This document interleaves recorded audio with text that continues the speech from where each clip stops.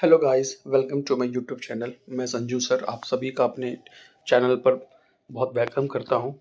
मैं 10 question already कर चुका हूं जिसमें मैंने बताया कि किस तरह से किसी भी कॉमनर के क्वेश्चन को हम लोग सॉल्व करते हैं। अब बेसिकली जो मैंने आपसे कहा था कि किसी भी क्वेश्चन को में आप प्रीपोजिशन, आर्टिकल, एडजेक्टिव, वर्ब इनको देख के ही सॉल्व कर सकते हैं और किस तरह से वर्ब के नंबर्स को बढ़ाने पर किस तरह से कंजंक्शन आता है या कंजंक्शन को बढ़ाने पे वर्ब आता है, मैंने इसमें भी अपने पिछले क्लास में डील किया था। आई होप आप सबको याद हो। अगर याद नहीं तो एक बार फिर से देखिए, उसको कहीं नोट डाउन कर लें ताकि आगे प्रॉब्लम ना हो। अब मैं आगे बढ़ रहा हूँ जहाँ पे मैंने कुछ क्वेश्चंस लिए हैं फिल इन द ब्लैंक्स के। तो मेरा ये मानना है कि जब भी एग्जाम में दो ब्लैंक्स वाले क्वेश्चन आते हैं, एक दो, तो ज़्यादा इजी होता है। वो इस सेंस में कि अगर मुझे किसी भी तरह से हो सकता है कि एक बार में आंसर यहाँ पे क्या यूज़ होगा मुझे नहीं मालूम, लेकिन मुझे ये पता है कि यहाँ पे क्या यूज़ होगा वो पता है, तो वो किसी हद तक किसी के लिए भी इजी हो जाता है। तो इसी के साथ मैं आगे अपना यूज स्टार्ट करता हूँ class. With just 3 months left in the state assembly elections, राष्ट्रीय स्वयंसेवक संघ RSS सरसंघ चालक doctor Mohan Rao Bhagwat will be on a 10th day dash of Rajasthan.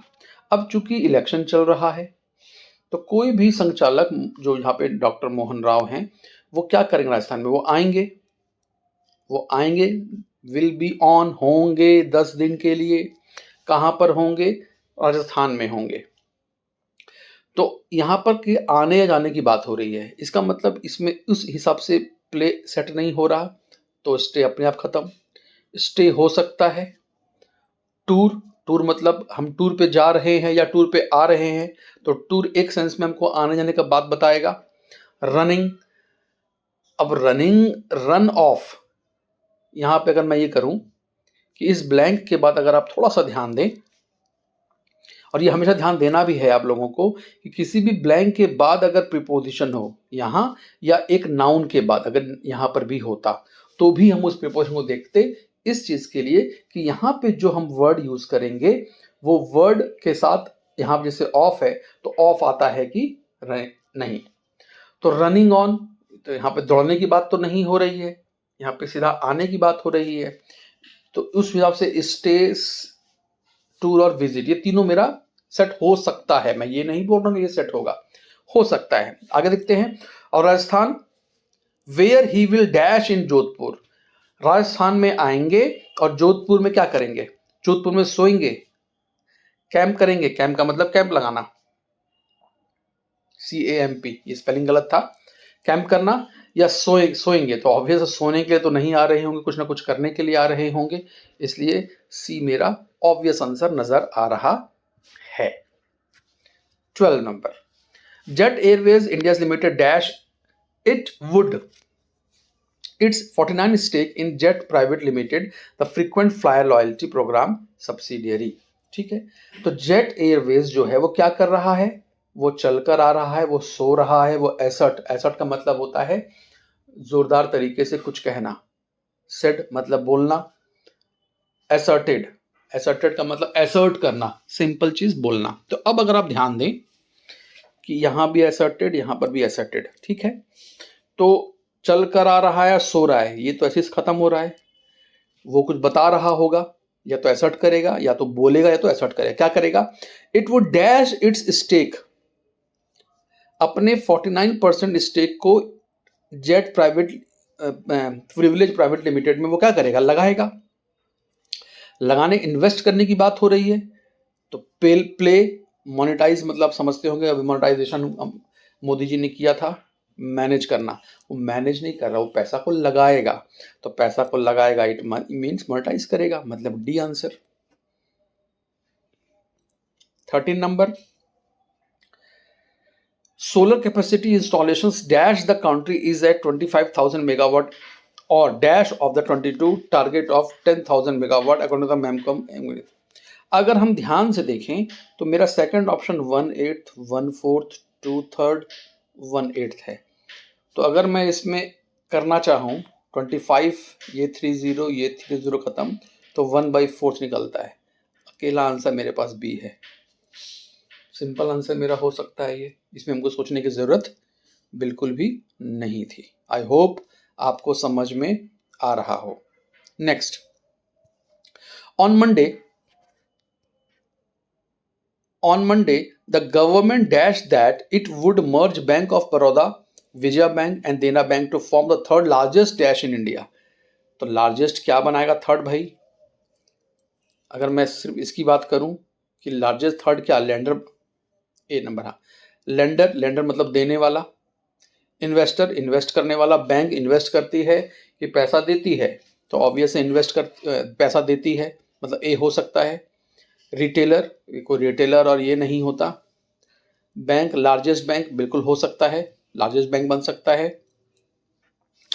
और लेंडर बिल्कुल ही हो सकता है। इस बिना पर बी खत्म और सी खत्म, ए हो सकता है, डी हो सकता है, ई हो सकता है। चलिए, गवर्नमेंट क्या करेगी? अनाउंस करेगी, सॉर्ट ढूंढेगी या रिसीव करेगी? तो गवर्नमेंट तो सब कुछ पता है उसको ढूंढने की जरूरत नहीं, उसको कुछ रिसीव करने की जरूरत नहीं। वो सिंपली अनाउंस करेगी कि ये बैंक और ये बैंक आपस में मिलेंगे, मर्ज करेंगे। इसलिए ए आंसर मेरा ऑब्वियस इसमें जा रहा है। 15 नंबर, यहां पे टी है। The union cabinet on Wednesday dash a proposal, postpone किया प्रपोजल को, कोई प्रपोजल रहा होगा उसको पोस्टपोन कर दिया, अनाउंस किया, डिस्कस किया, टोल्ड माने बोला, अप्रूव्ड किया। तो कैबिनेट क्या करेगा? कैबिनेट, यूनियन कैबिनेट पोस्टपोन कर सकता है बिल्कुल, अनाउंस भी कर सकता है, डिस्कस भी कर सकता है, टोल्ड तो बिल्कुल नहीं करेगा, अप्रूव भी कर सकता है। आगे पढ़ते हैं। A proposal for the complete electrification of Indian railways in the next 4 years। ठीक है, तो पोस्टपोन तो नहीं करेगा, क्योंकि यहां कंप्लीट करने की बात हो रही है, तो पोस्टपोन क्यों करेगा? अनाउंस बिल्कुल कर सकता है, डिस्कस्ड कर सकता है कि कंप्लीट कैसे करें नहीं करें, देखते हैं। reducing dependence on imported fossil fuel and saving revenue for the rational dash। तो रैशनल क्या? रैशनल कार हवा तो हो ही नहीं रही है। रैशनल ट्रांसपोर्ट, यहाँ पे क्लियर है एक चीज की, इंडियन रेलवे है, तो फिर इंडियन रेलवे में ट्रांसपोर्ट वर्ड यूज करके अगर मैं ट्रांसपोर्ट करता हूं तो ट्रेन के साथ साथ एरोप्लेन या कार या सब कुछ इसमें आ सकता है, इसलिए ये भी नहीं लाएंगे। रेलवेज आ सकता था लेकिन टोल्ड नहीं आ सकता है, इसलिए ये कट चुका। करियर, बिल्कुल करियर का यूज कर सकते हैं हम लोग, क्योंकि सामान किससे ढोते हैं? बस से जितना सामान हमारा ट्रेन से ढुलाता है उतना किसी और से नहीं, इसलिए ई सबसे सटीक बैठ रहा है। अब देखिए, यहां कुछ क्वेश्चंस हैं जिससे हम लोग जानते हैं सेंटेंस इंप्रूवमेंट के नाम से, कि किस तरह सेंटेंस इंप्रूवमेंट बनाया जाता है। बोलता है बाय अब ध्यान दें, हैड से लेकर प्रेजेंटेड तक को गलती माना है। हैड से लेकर प्रेजेंटेड तक को गलती माना है। यहां पे मैं एक चीज जरूर आपको बार बार रिपीट करता हूं और करूंगा कि यहां ये ऑप्शन बेस्ड क्वेश्चन है, मेरे पास ऑप्शन दिए हुए हैं, तो यानी कि जिसको गलती माना है उसके अलावे जितने भी चीज है वो सही है। तो जो सही है उसको हम अगर पकड़ लें और उसको जो चाहिए हम उसको दे दें तो वो इजी है। तो अगर आप ध्यान दें कि ये सेंटेंस थोड़ा लंबा है का मतलब मैंने क्या कहा था कि एक सेंटेंस में अगर एक से ज्यादा वर्ब हो, तो अगर आप ध्यान दें, हैड एक वर्ब है, फिर यहां पे हैव भी एक वर्ब आया, 2 वर्ब आया, आपने ध्यान दिया? नहीं सॉरी, यहां पर ये हैव को हम वर्ब नहीं मानेंगे। क्यों नहीं मानेंगे मैं पहले समझा दूं। अगर आप लोगों ने पहले कहीं भी टेंस या वर्ब पढ़ा हो तो हमको ये पता है एक चैप्टर होता है नॉन फाइनाइट। उस नॉन फाइनाइट चैप्टर में हम पढ़ते हैं कि V3 वर्ब का थर्ड फॉर्म, V4 वर्ब का फोर्थ फॉर्म, और एक होता है 2+V1, उनका यूज आपने पढ़ा होगा।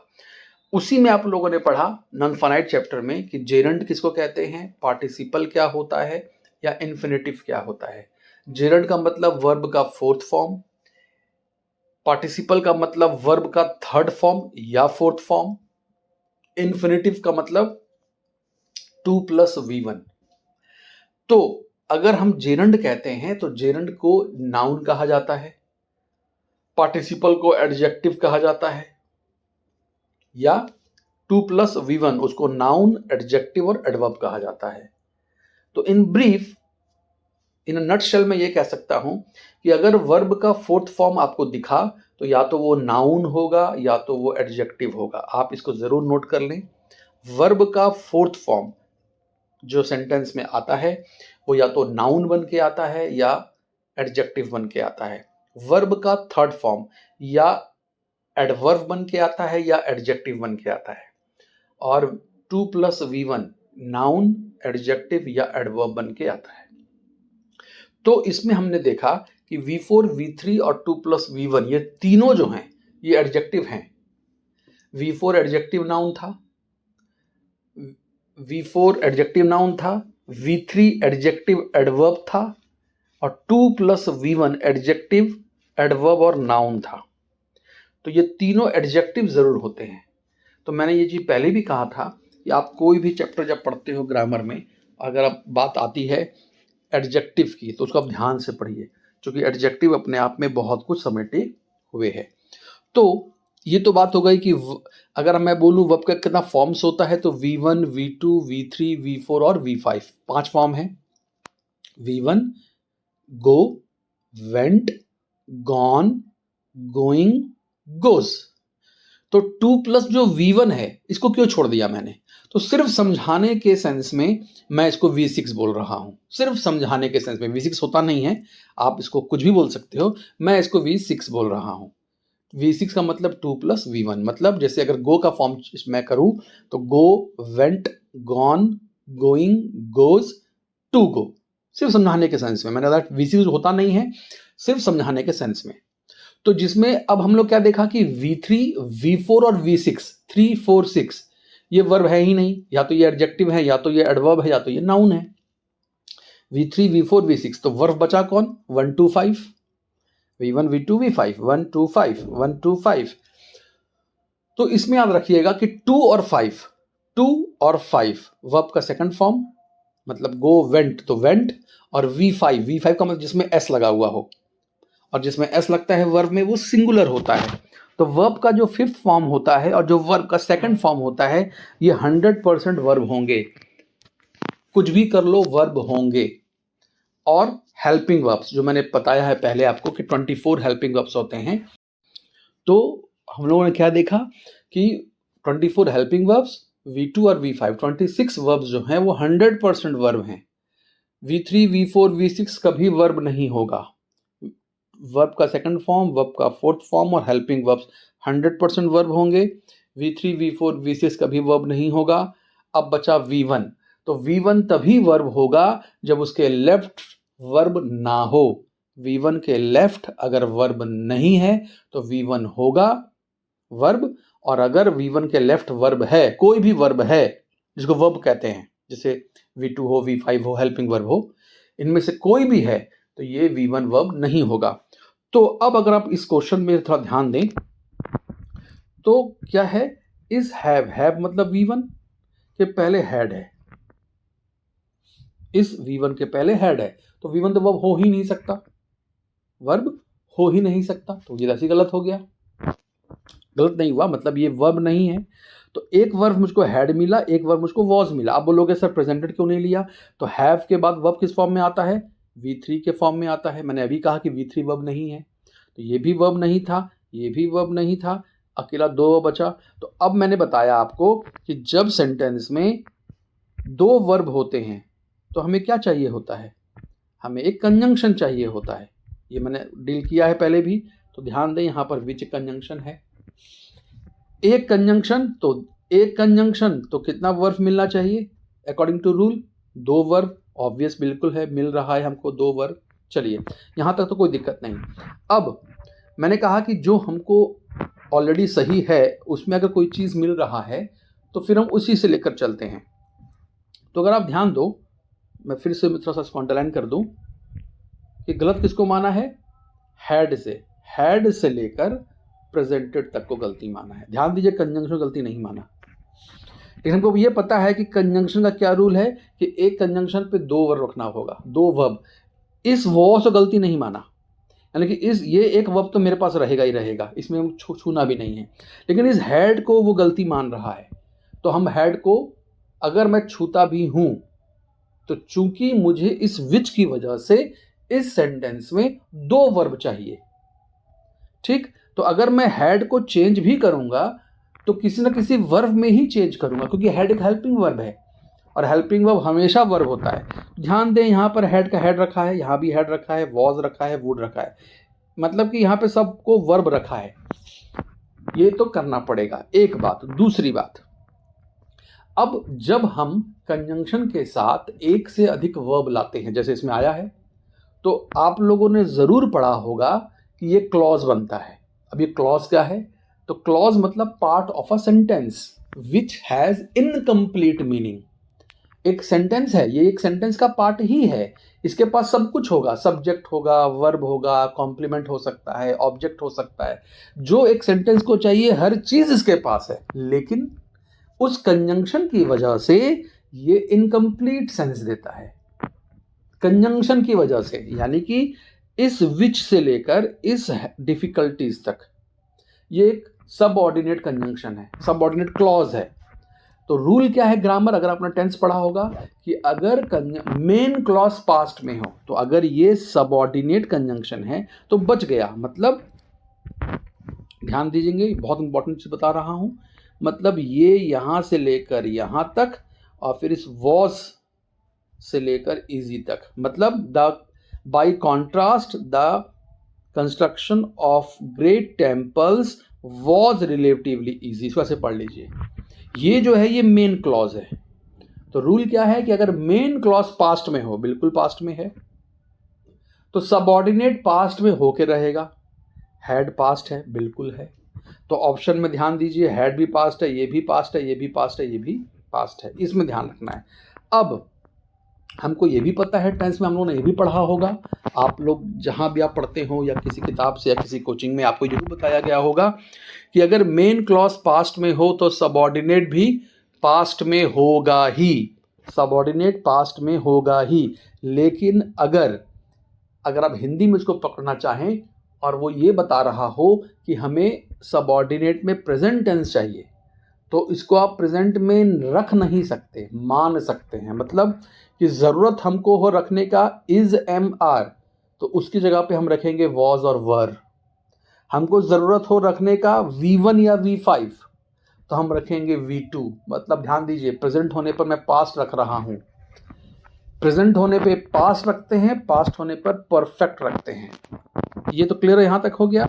अब ध्यान दीजिए, मैंने कहा कि हैड, अगर आपने कभी टेंस पढ़ा हो तो हमको पता है कि हैड अपने साथ V3 लेता है, यहाँ तो है V1 लिया। इट मीन्स या तो ये हैड गलत या तो ये V1 गलत। अगर ये V1 गलत तो हैड सही अगर है तो ये हैव क्या लेगा, हैव का वर्ब का थर्ड फॉर्म क्या होता है, हैड। तो क्या इस हैड के बाद मेरे पास एक और हैड है कि सेंटेंस में, ध्यान दीजिए, यहाँ हैड है लेकिन बीन कर दिया गया, हैड है बीन थर्ड फॉर्म ले आए, वॉ या तो वॉज ऐसी गलत हो गया, वुड है हैव। यहां मैंने कहीं भी हैव को हैड नहीं किया, मैंने बीन कर दिया। और एक अकेला मेरे पास डी ऑप्शन में है जहां मैंने हैव का हैव रखा लेकिन मैंने हैड को वुड कर दिया। वुड जो है विल का पास्ट है, या तो आप इसको चेंज करते या तो आप इसको चेंज करते। तो ऑप्शन में मैंने देखा चेंज किसको किया, तो मैंने क्या किया, इस हैड को चेंज कर दिया। हैड एक वर्ब था, इसकी जगह पे हमको वर्ब ही रखना था, हमने वुड के रूप में रखा। अब चूंकि मेन क्लॉज वॉज पास्ट है तो ये भी पास्ट होगा। जैसे मैंने अभी आपसे कहा कि प्रेजेंट होने पर पास्ट रखेंगे, पास्ट होने पर पास्ट परफेक्ट रखेंगे। तो वुड किसका फॉर्म है, वुड है विल का फॉर्म, विल का फॉर्म। तो हमको पता है कि विल मतलब फ्यूचर टेंस, फ्यूचर को प्रेजेंट ही माना जाता है। तो प्रेजेंट टेंस में या फ्यूचर में शैल या विल होता है, तो विल का पास्ट वुड। बिल्कुल सेटिस्फाई कर रहा है मेरे हर आंसर का, इसलिए इसका आंसर डी होगा। आई होप ये आपको अच्छा लगा हो और मैंने इस क्वेश्चन में बहुत कुछ डील कर दिया। Next question, the modifications made by them, गलती कहां से माना, ध्यान दीजिएगा, शेल हैड वॉज हैड कहां पे है भाई, शिफ्टेड तो मिला, हैड बीन शिफ्ट, यहाँ इसको गलती माना है। The modification made by them in the draft वर, एक वर्ब मिला, हमको पकड़ेंगे, वर सो ड्रास्टिक दैट कंजंक्शन मिला। अगर दैट एक कंजंक्शन मिला, एक कंजंक्शन मिला तो वर्ब की संख्या 2 होगी, ये मैंने अभी बताया। तुरंत हम वर्ब देखेंगे, ध्यान दीजिए कि एक हेल्पिंग वर्ब है, हैड एक हेल्पिंग वर्ब है। मैंने कहा हेल्पिंग वर्ब V2 और V5 101% वर्ब होते हैं, तो कोई दिक्कत ही नहीं है। हमको एक वर्ब मिला, एक हेड मिला, जैसे ये मिल गया, ये दो चीज़ जैसे ही मिल गए, सबसे पहले क्या तय करेंगे, सबसे पहले तय करेंगे सबऑर्डिनेट कंजंक्शन कौन है। ये क्यों है, क्योंकि मैंने कहा मेन क्लॉज अगर पास्ट में हो तो ध्यान दीजिए कंजंक्शन से राइट है ना, मैंने अभी ऊपर समझाया था, ये पूरा क्या हो गया, सबऑर्डिनेट हो गया। सबऑर्डिनेट जो बच गया वो क्या होगा, मेन क्लॉज। तो मेन क्लॉज किस में है भाई, वर आता है पास्ट में, तो ये भी पास्ट में होगा।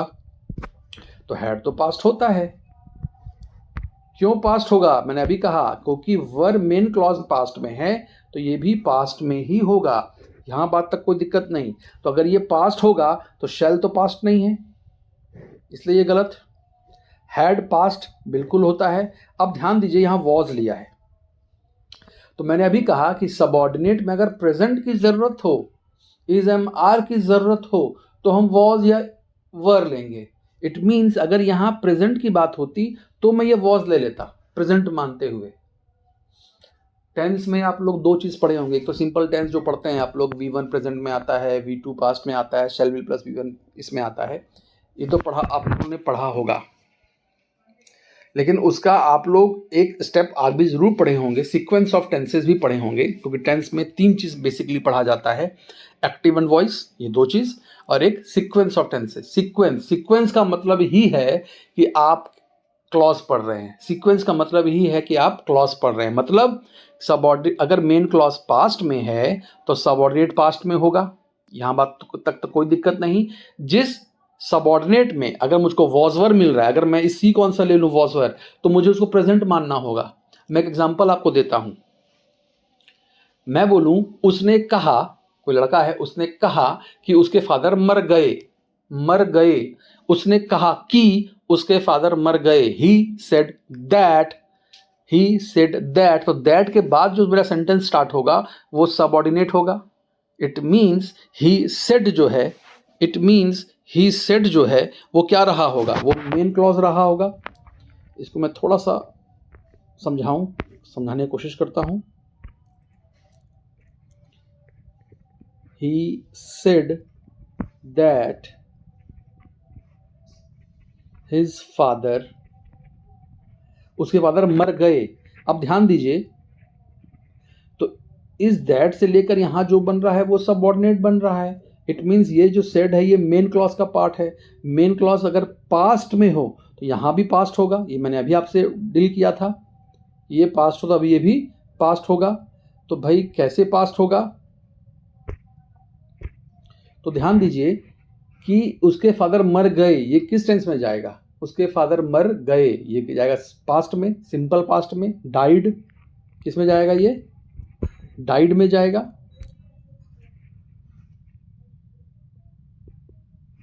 ये जाएगा डाइड में, राइट। लेकिन अब अगर ध्यान दें, मैंने कहा कि मेन क्लॉज अगर पास्ट हो तो सबऑर्डिनेट पास्ट होना पड़ेगा, लेकिन प्रेजेंट होने पर पास्ट होने पर पास्ट परफेक्ट। तो उसके फादर मर गए, ये तो पास्ट की बात है, मर गए पास्ट, तो होना क्या पड़ेगा इसको, पास्ट परफेक्ट। इट मींस ये डाइड गलत है, ये क्या चेंज हो जाएगा, हैड डाइड।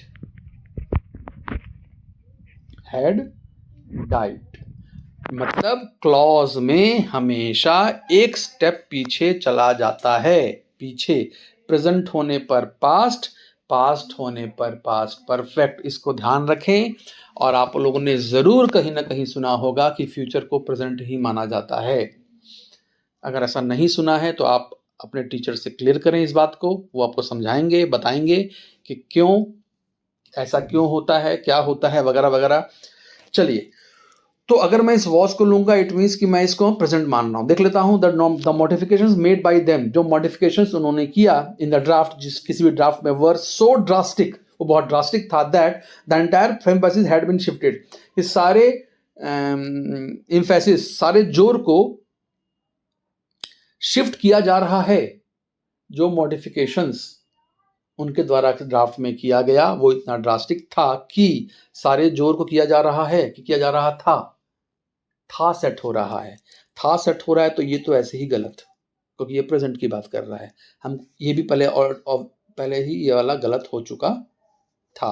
अब बचा हैड शिफ्टेड और हैड बीन शिफ्टेड और नो एरर। तो ध्यान दीजिए, ये हैड बीन शिफ्टेड और हैड बीन शिफ्ट, ये और ये तो सेम है। अगर आप ध्यान दें कि दोनों तो सेम जा रहा है, तो इसको हम नहीं ध्यान देते हैं क्योंकि ये तो क्वेश्चन ही है। क्वेश्चन का मतलब नो ये रिक्वायरमेंट। चलिए बी और डी में, तो इस बी ऑप्शन में और इसमें क्या अंतर है? सिर्फ एक बीन का अंतर है। ध्यान दीजिए आप, सिर्फ एक बीन का अंतर है। तो हमको क्या पता, मैंने पहले ही बताया था कि बी अपने आप में एक बहुत बड़ा चीज है। बी हमेशा क्या लेगा? एडजेक्टिव लेगा। यहाँ तो एडजेक्टिव है नहीं मेरे पास। तो अब ध्यान दो, हमको ये पता है कि b प्लस V3 कभी भी दिख जाए, b मिल रहा है, b प्लस V3। ध्यान दें आप, यहाँ b है, यहाँ V3 है। तो b प्लस V3 का मतलब पैसिव वॉइस। पैसिव वॉइस का मतलब कि हु से क्वेश्चन पूछने पर, कौन से क्वेश्चन पूछने पर, कौन plus verb, who plus verb से अगर आप क्वेश्चन पूछोगे तो आंसर वर्ब के, ये वर्ब है, यहां पर वर्ब के लेफ्ट नहीं मिलेगा, सब्जेक्ट यहां पर नहीं मिलेगा। अगर ऐसा है तो b प्लस V3 बिल्कुल सही है, और ऐसा नहीं है तो b प्लस V3 गलत होगा। क्लियर है? तो ध्यान देते हैं, shift, the entire emphasis had been shift, पूरा जोर शिफ्ट कर दिया गया। शिफ्ट मतलब शिफ्ट का मतलब होता है यहां से वहां कर देना, यहां जोर नहीं डाल के वहां। तो कौन शिफ्ट किया? कौन शिफ्ट किया? तो अगर आप यहां पे ध्यान दीजिएगा तो कौन शिफ्ट किया ये तो पता नहीं चल रहा है। कौन शिफ्ट किया ये पता नहीं चल रहा है। तो एक बात याद रखिएगा कि इंग्लिश में एक चीज होता है पर्सोनिफिकेशन। जैसे अगर मैं आपको सिंपल ये बात बोल देता कि जिसके पास जो लिविंग थिंग है, तो लिविंग थिंग हर काम कर सकता है, लेकिन नॉन लिविंग थिंग हर काम नहीं कर सकता। तब तो भाई इस हिसाब से पंखा चल रहा है, चलना, पंखा चल रहा है, चलना, तो पंखा जो है, फैन जो है, वो तो नॉन लिविंग थिंग, वो चल कैसे सकता है? तब तो गलत हो गया। तो नहीं, पर्सोनिफिकेशन, मैंने पर्सन को एक वर्ब दे दिया चलना, तो वो क्या बन गया? वो बन गया, पर्सोनिफाई कर दिए उसको, तो वो एक्टिव में आ सकता है। तो यहाँ पर ये ऐसा बिल्कुल मत समझिएगा कि एंटायर एम्फेसिस तो भैया क्या है, कॉमन नाउन हो गया, सॉरी एब्स्ट्रैक्ट नाउन हो गया, नॉन लिविंग थिंग है, तो ये तो काम ऑब्वियस नहीं करेगा। तो ऐसा नहीं, क्या उसका पर्सोनिफिकेशन हो रहा है? अगर हो रहा है तो एक्टिव, नहीं हो रहा है पैसिव। तो इम्फेसिस को शिफ्ट किया गया, पूरा इम्फेसिस जो है उसको शिफ्ट। अब ऑब्वियस एक चीज आप और ध्यान से, तो अगर ध्यान देखिए कि यहां मेड बाय देम ऑलरेडी जो है ऊपर जो पैसिव बना दिया गया है, ध्यान दे रहे हैं आप? मेड बाय देम ऑब्वियस बना गया पैसिव। तो एक सेंटेंस में एक पैसिव वॉइस बहुत ज्यादा है, दो को करने की जरूरत नहीं है। जब नहीं है तो ये, और गलती इसको माना नहीं है, इसको सही माना है, गलती इसको माना है। तो जो सही माना है उसको छोड़ दीजिए, और मैंने कहा एक सेंटेंस में एक वॉइस काफी है, तो ये सही था और ये गलत था, तो इसको गलती मानिए। तो ये अब एक ही पैसिव चाहिए, तो ये पैसिव गलत है। तो जब पैसिव गलत होगा तो सही क्या होगा? एक्टिव। तो एक्टिव कौन था? बी, क्योंकि इसमें तो बीन था, बीन प्लस V3 पैसिव होता है, इसलिए इसका आंसर बी होगा। आपको लग रहा होगा कि ये तो बहुत लंबा चौड़ा चल जा रहा है, लेकिन ये मजबूरी है कि मैं आपको एक क्वेश्चन को क्लियर डील करूं, कि आपको ये बिल्कुल समझ में आए कि मैंने अगर आंसर कुछ भी लिया है ABCDE में, वो क्यों लिया है। Question number 18. It is reliable to learn that there is not substantial evidence to prove his innocence. अब अगर आप ध्यान दो, अभी तक जितना भी क्वेश्चन हम लोगों ने सॉल्व किया सब में दो वर्ब आ रहा है। इसमें भी देखिए इज आया और दूसरा फिर एक और इज आ गया। आप अगर ध्यान दे रहे हो तो अगर दो वर्ब आया तो कंजंक्शन मिल रहा होगा, देखिए मिल रहा है। जैसे हमको ये मिल गया कंजंक्शन, तो सबसे पहले तय करना पड़ेगा मेन क्लॉज सबऑर्डिनेट क्लॉज। अब चूंकि यहाँ पर इज और इज दोनों प्रेजेंट हैं, इसलिए इसमें हमको ये टेंशन लेने की जरूरत है नहीं। लेकिन क्या ऑप्शन में किसी को पास्ट माना है क्या? क्योंकि अगर मेन क्लॉज पास्ट होता, मेरा बात ध्यान दें, अगर मेन क्लॉज पास्ट होता तो सबऑर्डिनेट को भी पास्ट मानना पड़ेगा। ये मैंने अभी तक यही क्लियर किया आप लोगों को। मेन क्लॉज इसमें कौन था? मेन क्लॉज कौन था इसमें? अगर आपको ध्यान हो, मैंने कहा कंजंक्शन से राइट सबऑर्डिनेट। जो बच गया, बचा कौन सा? यहाँ पर ये बचा, ये मेन क्लॉज। तो मेन क्लॉज पास्ट होगा तो सबऑर्डिनेट भी पास्ट होगा। जिस सबऑर्डिनेट में प्रेजेंट होने पर पास्ट करेंगे, पास्ट होने पर पास्ट परफेक्ट करेंगे। अगर हमको प्रेजेंट टेंस लाने की जरूरत पड़ती हो तो उसको पास्ट में लाएंगे, पास्ट की जरूरत पड़ती हो पास्ट परफेक्ट में लाएंगे। ये मैंने क्लियर कर दिया है। उसके पहले अब हम ये देखें कि ऑप्शन क्या किया है। ऑप्शन में क्या किया? इज को इज रखा, रिलायबली लर्न्ड, मतलब कि मेन क्लॉज को ही चेंज कर रहा है। आप ध्यान दीजिएगा, मेन क्लॉज को ही चेंज कर रहा है। Is reliably learned. बी में क्या किया? रिलायबली टू लर्न, इज को हटा दिया। इज को हटा दिया। हट सकता है क्या? बिल्कुल नहीं। क्यों? क्योंकि कंजंक्शन तो है मेरे पास। तो जब एक कंजंक्शन रहेगा, दो वर्ब रहेगा, एक वर्ब ये रहा इज, और दूसरा वर्ब तो मेरे पास यही इज था, तो वो तो हट ही नहीं सकता था वर्ब, इसलिए बी नंबर तो हो ही नहीं सकता। सी में वॉज कर दिया। अब ध्यान दीजिएगा बात, मेरे बात पे, कि अगर मैं वॉश कर दूं, किसको वॉश किया? इस को वॉश कर दिया, तो अगर ये पास्ट होता तो यहां तो प्रेजेंट हो ही नहीं सकता था, ये भी इज क्या बन जाता? वॉज। इसका मतलब ये भी नहीं हो सकता है। बचा डी। डी में क्या है? डी क्वेश्चन में हैज। चलिए, मतलब कि इज को हैज ये हम कर सकते हैं, तो लेकिन हमको पता है इज और हैज में डिफरेंस क्या है। हैज, हैव, हैड अगर अपने बाद वर्ब लेते हैं, हैज, हैव, हैड, तो वर्ब का थर्ड फॉर्म लेते हैं। इज, एम, आर अगर वर्ब लेते हैं, अगर मैं बोल रहा हूं, ऐसा नहीं कि वर्ब ही लेंगे, तो इज, एम, आर अगर वर्ब लेंगे तो वर्ब का फोर्थ फॉर्म लेंगे। वर्ब का फोर्थ फॉर्म का मतलब होता है काम जारी। आई एम गोइंग, मैं जा रहा हूं। आई एम टीचिंग, मैं पढ़ा रहा हूं। और वही हैव लाता तो आई हैव टॉट, मैंने पढ़ा दिया, काम की समाप्ति।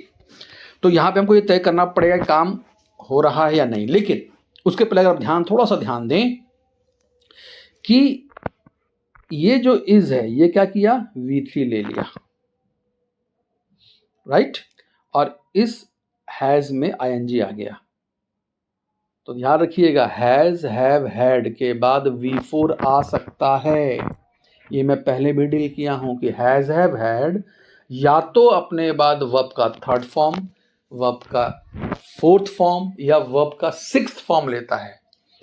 थर्ड फॉर्म मतलब काम की समाप्ति। सिक्स्थ फॉर्म जैसे I have to do, I have V6 में 2 + V1 को बोल रहा हूं, मैंने अभी इसी क्लास में बताया। आई हैव टू डू, मुझे करना है। आई हैव टू डू, मुझे करना है। तो करना है मतलब बाउंड है, आप you are bound to do something. तो यहां पे अगर वो सेंस आ रहा है तो बिल्कुल लेंगे, नहीं आ रहा तो नहीं लेंगे। अब यहां पे क्या है? V4, तो हैज, हैव, हैड के बाद V4 आएगा। कब? जब इस हैज, हैव, हैड और इस V4 के बीच में कोई ना कोई ह्यूमन बीइंग हो, कोई ना कोई लिविंग थिंग हो ह्यूमन बीइंग के रूप में। और अगर ऐसा है तो ये हैज, हैव, हैड का मीन होगा अलाउ या permit. I permit you, I allow you to go there, मैं तुम्हें वहां जाने का अलाउ करता हूं। अब मैं चाहता हूं कि नहीं, मैं अलाउ वर्ड का यूज ना करूं, तो मुझे बोलना होगा I have you going there. ध्यान दीजिए, अगर परमिट या अलाउ लाए थे तो टू गो मैंने बोला, I allow you, I allow you to go there. लेकिन जैसे ही अलाउ की जगह पे मैंने हैव ले आया, आई हैव यू, तो ये टू गो नहीं होकर गोइंग बनेगा। यानी कि अगर हैव V4 लेता हो तो वो हैव का मतलब हैव नहीं होगा, परमिशन होगा, परमिशन देना होगा, एक बात। और वो अपने बाद 100% ह्यूमन बीइंग को लेगा। तो अब हम चेक कर लेंगे ऐसा है कि नहीं है। चलिए, क्वेश्चन में क्या था? It is reliable to learn. तो अब ध्यान दीजिए, ए नंबर ऑप्शन में इज के बाद लर्नड आ गया, तो इज का मतलब तो बी होता है, मैंने अभी पहले ही बताया था। बी अभी मैंने जस्ट बताया कि बी अगर V3 ले ले, लर्नड V3 है तो वो पैसिव वॉइस होगा, तो वो पैसिव वॉइस काम की समाप्ति को शो करेगा। सॉरी, पैसिव होगा मतलब कौन से क्वेश्चन पूछने पर आंसर पीछे नहीं मिलेगा, ये मैंने बताया। तो लर्न तो मतलब सीखा, लर्न मतलब सीखा, कौन सीखा, देखते हैं कौन सीखा,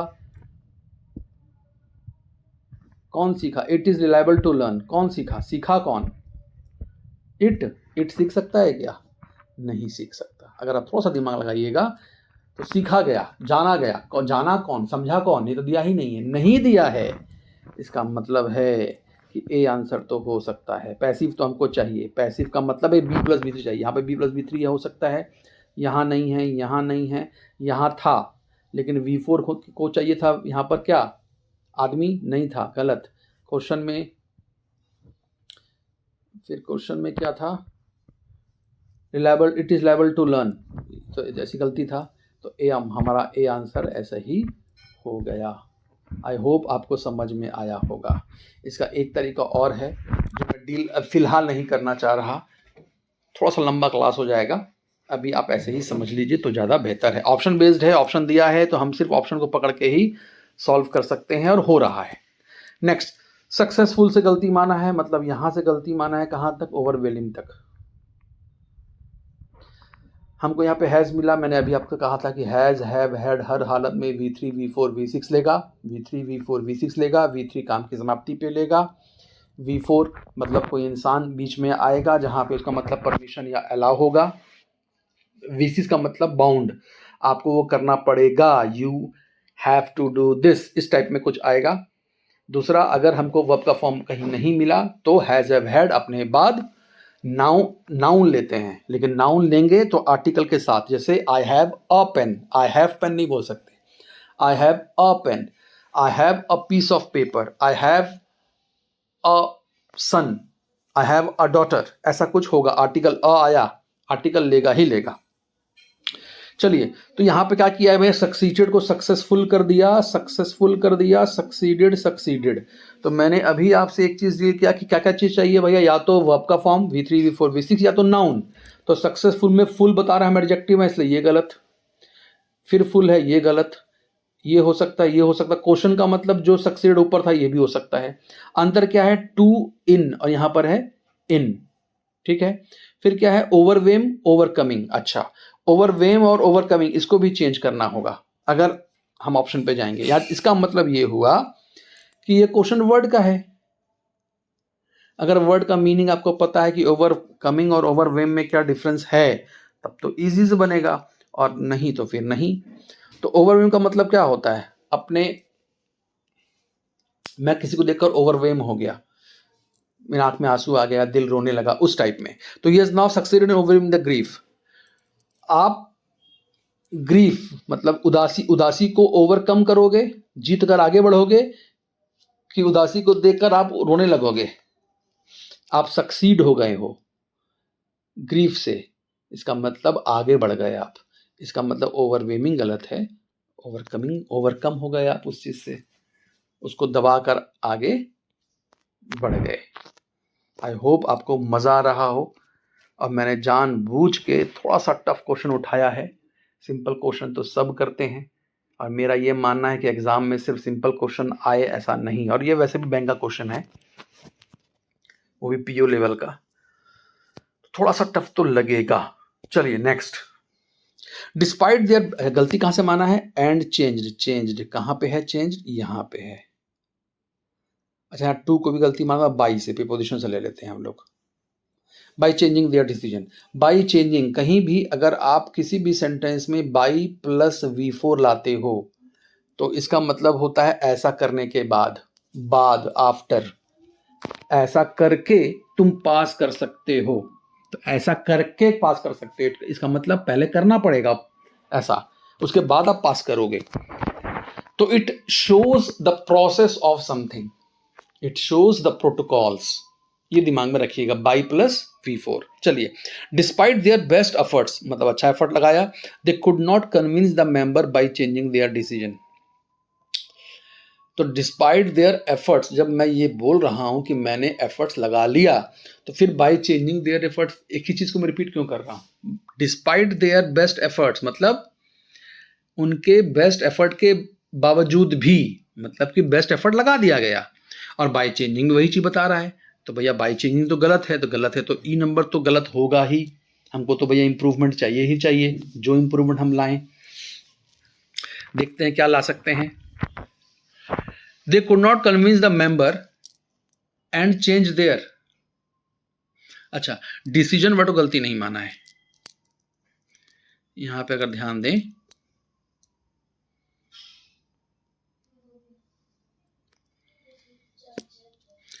सिर्फ इसको गलती मान रहा है ना। तो they could not convince the member, इस देयर को ध्यान दें, यहां पर हिज भी किया है। तो भैया देयर का मतलब एक से ज्यादा ये होता है, और हिज का मतलब कोई एक इंसान। तो हमको ये पहले तय करना पड़ेगा कि भैया हम देयर लाएं या हिज लाएं। देखते हैं, despite their best effort they could not convince the members, members को कन्विंस कर रहा है। तो भैया हिज तो गलत है, मतलब ये भी गलत, ये भी गलत, एंड चेंज्ड देयर ये भी गलत। क्यों गलत आप ये समझिएगा, आप बोलोगे ऐसा क्यों? तो ए एंड डी एंड और इसका एक रूल होता है। बेसिकली अगर मैं बोलूँ उसका 22 रूल होता है, 22 रूल्स होता है। तो सर 20 रूल्स 22 कैसे याद रहेगा? बहुत सिंपल है। एंड का बस एक कॉन्सेप्ट याद रखिए कि एंड या और दोनों जो अपने राइट लेंगे वही इनके लेफ्ट भी होना होगा। अब मैं ये मान लेता हूं 1 मिनट के लिए कि ऑप्शन बिल्कुल सही दिया है। तो अगर ऑप्शन सही दिया है तो एंड के राइट क्या आया? चेंज्ड, वर्ब का सेकंड फॉर्म हो या वर्ब का थर्ड फॉर्म हो, ये कुछ तो एक है। चेंज्ड, चेंज्ड कुछ तो है। तो भैया जो अगर V2 है तो पीछे V2 चाहिए, V3 है तो पीछे V3 चाहिए। पीछे गए तो वर्ब का फॉर्म किस में मिला? V1 में मिला।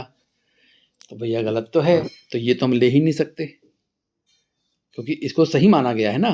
तो अगर इसको सही माना गया V1 तो आगे V1 ही चाहिए एंड की वजह से। तो एंड हमको लेना ही नहीं है, क्योंकि एंड लेंगे तो चेंज को भी लेना पड़ जाएगा। तो ए गलत, ये गलत था ही, हिज के चलते ये भी गलत हो गया था। अब बचा to change their with changing. तो अगर आप ध्यान दो, to change their decision, to change करना है हमको, उसके क्या बोलते हैं, उनके डिसीजन को चेंज करना है। तो they could not convince the members to change their decision, मतलब वो कन्विंस नहीं कर पाया कि वो अपना चेंज कर पाएं। आई होप आपको ये अच्छा लगा हो। नेक्स्ट फिर आप हम देख रहे हैं कि फिर क्वेश्चन कॉमन एरर का है। मैंने जानकर ऐसा सारा क्वेश्चन इसमें लिया है कि मैं अधिक से अधिक चीज़ डील कर पाऊँ। एक ही चीज़ अगर आप इसमें ध्यान दे रहे हो तो इसमें बार बार अधिकतर क्वेश्चन जो आया है वो क्वेश्चन क्लॉज का आया। आई होप क्लॉज आपको समझ में आया हो। अगर ना समझ में आया हो तो आप मेरा ऑफलाइन क्लास भी ज्वाइन कर सकते हैं। अगर आप बाहर से हो तो आप अपने टीचर से, अपने कोचिंग में उनसे क्लियर करवाइए क्लॉज को, टेंस को, किस तरह से क्या होगा, किस तरह से क्लॉज या फ्रेज पास्ट बन सकता है वगैरह वगैरह। और इसको आसानी से बनाइए, हम आगे और बनाएंगे। मैंने बहुत सारे क्वेश्चंस लिए हैं, मैं सारे क्वेश्चंस को डील करूंगा। आई होप आपको अच्छा लग रहा हो। अच्छा लग रहा हो तो कमेंट करें, शेयर करें, लाइक करें, सब्सक्राइब के लिए करें। आज के लिए इतना ही।